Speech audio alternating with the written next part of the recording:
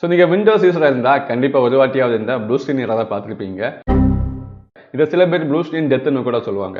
இது காமனாக நம்ம நார்மலாக பிசி யூஸ் பண்ணிட்டு இருக்கும்போது சடனாக கூட வரலாம், இல்லைனா மோஸ்ட்லி விண்டோஸ் அப்டேட் பண்ணுற டைம் கூட வரலாம். ஸோ இந்த எரரில் பார்த்தீங்கன்னா பெருசாக எந்த ஒரு மீனிங்குமே கொடுத்துருக்க மாட்டாங்க. ஏதாவது ஒரு கோட் வேர்டு இல்லைனா சின்னதாக ஒரு ரேண்டமாக நம்பர்ஸ் அப்படி தான் கொடுத்துருப்பாங்க. ஸோ இந்த ப்ளூ ஸ்க்ரீன் டெத்து வந்தால் நம்ம பயப்படணுமான்னு கேட்டால் சில விஷயங்களுக்கு எல்லாமே நம்ம பயப்பட்டு தான் ஆகணும். சில ஹார்ட்வேர் ரிலேட்டடான இஷ்யூஸ் கூட இருக்கலாம். ஆனால் சில எரர்ஸ் எல்லாமே ரொம்ப ஈஸியாக ஃபிக்ஸ் பண்ணிடலாம், சின்ன ஒரு எரராக தான் இருக்கும். ஸோ அதை பற்றி தான் இந்த வீடியோவில் சொல்ல போகிறேன். மோஸ்ட் காமனாக வரக்கூடிய அந்த ப்ளூ ஸ்க்ரீன் எரர்ஸ், அப்புறமா அதோட மீனிங்ஸ், அதை எப்படி ஃபிக்ஸ் பண்ணலாம், அது வந்தால் என்ன பண்ணணும், எல்லாமே ரொம்ப டீட்டெயிலாக இந்த வீடியோவில் சொல்ல போகிறேன்.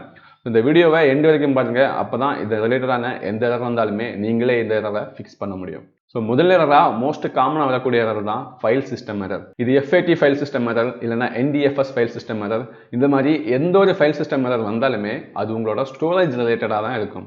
ஸோ அந்த டைமில் நீங்கள் செக் பண்ண வேண்டியது உங்களோட ஹார்ட் டிஸ்க் இல்லைனா SSD-யாக தான் இருக்கும். ஸோ இதை ஃபிக்ஸ் பண்ணுறதுக்கு நீங்கள் முதல்ல அந்த ஸ்டோரேஜ் மேனுஃபேக்சரர் ஏதாவது டிரைவர்ஸ் உங்கள் ஸ்டோரேஜுக்கு கொடுத்துருக்காங்களான்னு அவங்களோட வெப்சைட்டில் போய் செக் பண்ணி பாருங்கள்.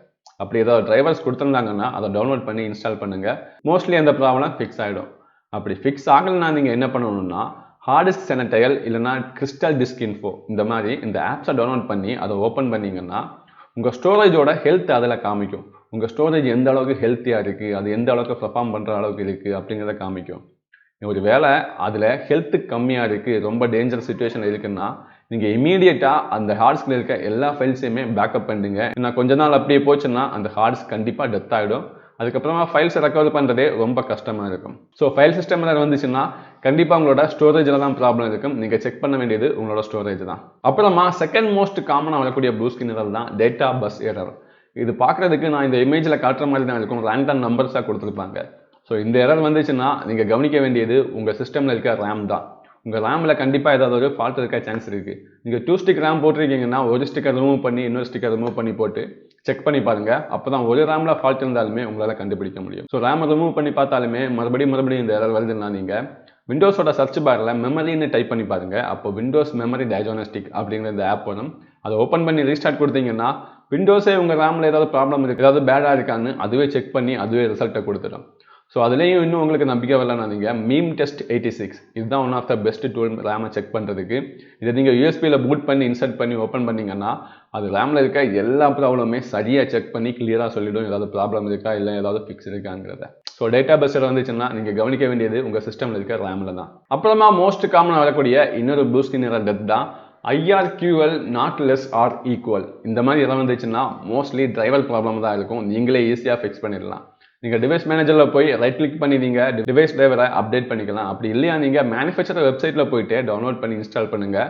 ஆனால் இன்ஸ்டால் பண்ணும்போது கண்டிப்பாக நீங்கள் க்ளீன் இன்ஸ்டால் அப்படிங்கிற அந்த பட்டனை செலக்ட் பண்ணுங்கள். இன்ஸ்டால் பண்ணும்போது நெக்ஸ்ட் கொடுத்துட்டே போவீங்க. அதில் நீங்கள் ரெக்கமெண்டட் கொடுக்காம கஸ்டம் கொடுத்தீங்கன்னா அதில் க்ளீன் இன்ஸ்டால் பண்ணுற ஒரு டிக் கொடுத்துருப்பாங்க. NVIDIA டிரைவராக இருந்தாலும் சரி, AMD டிரைவராக இருந்தாலும் சரி, இன்டெல் டிரைவராக இருந்தாலும் சரி, எல்லா டிரைவருக்குமே அவங்க க்ளீன் இன்ஸ்டால் ஆப்ஷனை கொடுத்துருப்பாங்க. அதுக்கு நீங்கள் கஸ்டம்ங்கிற அந்த ஆப்ஷனை தான் செலக்ட் பண்ணணும். அப்போ க்ளீன் இன்ஸ்டால் கொடுத்துருப்பாங்க. அதை டிக் பண்ணிவிட்டு நீங்கள் நெக்ஸ்ட் கொடுத்தீங்கன்னா அது ஆல்ரெடி இருக்க டிரைவரை கிளியராக அன்இன்ஸ்டால் பண்ணிவிட்டு அப்புறமா தான் அதை இன்ஸ்டால் பண்ணணும். அந்த டிக்கெட் கொடுக்கலன்னா ஆல்ரெடி இருக்க டிரைவர் மேலே தான் இது ஓவர் ரைட் பண்ணும். ஸோ அந்த டைமில் ப்ராப்ளம் அப்படியே இருக்கிறதுக்கு சான்சஸ் நிறையவே இருக்குது. ஸோ இந்த டிரைவர் அப்டேட் பண்ணியும் இந்த ப்ராப்ளம் சரியாகலைன்னா நீங்கள் ஏதாவது ஆன்டிவைரஸ் போட்டிருக்கீங்கன்னா அந்த ஆன்டிவைரஸை அப்படியே ஸ்டாப் பண்ணி வச்சுக்கோங்க. ஏன்னா ஆன்டிவைரஸ் ப்ரோக்ராம்ஸ் கூட இந்த ப்ராப்ளமை கிரியேட் பண்ணணும் நிறைய டைம்ஸில் எல்லாமே. ஸோ அப்புறமா இன்னொரு விஷயமும் நீங்கள் கவனிக்கணும். இதே ஏதாவது வந்துச்சுன்னா நீங்கள் பார்க்க வேண்டியது உங்கள் கிராஃபிக்ஸ் கார்டை ஏதாவது நீங்கள் ஓவர் கிளாக் பண்ணியிருக்கீங்களான்னு கண்டிப்பாக செக் பண்ணணும். நம்ம கிராஃபிக்ஸ் கார்டை ஓவராக புஷ் பண்ணி ஓவர் கிளாக் பண்ணோம்னா இதே ப்ளூ ஸ்க்ரீன் எரர் டெத் வரதுக்கு சான்ஸ் இருக்குது. ஸோ நீங்கள் ஏதாவது ஓவர் கிளாக் பண்ணியிருந்தீங்கன்னா இன்னும் கொஞ்சம் ஓவர் கிளாக்லேருந்து கம்மி பண்ணி எடுத்துகிட்டு வாங்க. ஸோ அந்த டைமில் மோஸ்ட்லி இந்த எரர் வராமல் இருக்கிறதுக்கு நிறையவே சான்ஸ் இருக்குது. ஏன்னா நம்ம GPU ஓவர் கிளாக் பண்ணோம்னா இந்த எரர் அடிக்கடி வந்துட்டு இருக்கும். ஸோ ஓவர் கிளாக் அந்த அளவுக்கு பண்ணியிருக்கீங்கன்னா கொஞ்சம் கம்மி பண்ணிக்கோங்க. இப்போ சொன்ன இந்த எல்லா இஷ்யூஸுமே இன்னும் ஒரு ப்ளூ ஸ்க்ரீன் எரருக்கு ரிலேட்டடாக இருக்குது. அதுதான் பேஜ் ஃபால்ட் இன் நான் பேஜ் ஏரியா. இந்த எரர் வந்தாலுமே நான் சொன்ன இதே மெத்தட்ஸ் தான் நீங்கள் ஃபாலோ பண்ணி செக் பண்ணி பார்க்கணும். டிரைவர் அப்டேட் பண்ணி பார்க்கணும். ஆன்டிவைரஸ் ப்ரோக்ராமை டிசபிள் பண்ணி பார்க்கணும். அப்புறமா ஏதாவது ஓவர் கிளாக் பண்ணியிருக்கீங்கன்னா அதையுமே நீங்கள் ஸ்டாப் பண்ணணும். இல்லைனா ஓவர் கிளாக்கை கொஞ்சம் கம்மி பண்ணி டவுன் கிளாக் பண்ணி பார்க்கணும். அப்புறமா மோஸ்ட் காமனாக வர ப்ளூ ஸ்க்ரீன் எரர் தான் மெமரி மேனேஜ்மெண்ட். இந்த எரர் இப்போ தான் ரீசெண்டாக நிறைய பேருக்கு வந்துட்டு இருக்கு. அதுக்கு ரீசன் என்னன்னா ரேமை ஓவர் கிளாக் பண்ணியிருக்கிறது தான். ரேமை ஓவர் கிளாக் பண்ணுறதுலாம் தப்பு இல்லை. நீங்கள் இன்டலோட XMB இல்லைனா AMDயோட எக்ஸ்போ எனபிள் பண்ணியிருக்கீங்கன்னா நீங்கள் கஸ்டம் ஓவர் கிளாக் கொடுத்து அந்த ரேமுக்கு கம்மியான வோல்டேஜ் தான் போயிட்டு இருக்குன்னா கண்டிப்பாக இந்த எரர் வரதுக்கு நிறைய சான்ஸ் இருக்குது. அந்த டைமில் நீங்கள் ஓவர் கிளாக் பண்ணது பிரச்சனை இல்லை. வோல்டேஜை கொஞ்சம் இன்க்ரீஸ் பண்ணி பாருங்கள்.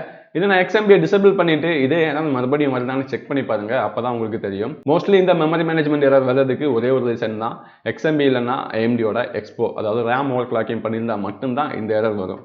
ஸோ இந்த எரர் வந்துச்சுன்னா இமீடியட்டாக நீங்கள் பயோஸில் போய் ரேம் ஓவர் கிளாக்கிங்கை டிசேபிள் பண்ணிட்டு எகெயின் வருதான்னு செக் பண்ணி பாருங்க. ஸோ இப்போ இருக்க சிஸ்டம்ஸ்ல எல்லாமே நான் இப்போ சொன்ன இந்த ப்ளூ ஸ்க்ரீன் எரர்ஸ் தான் ரொம்ப ரீசெண்டாக வந்துட்டு இருக்கு.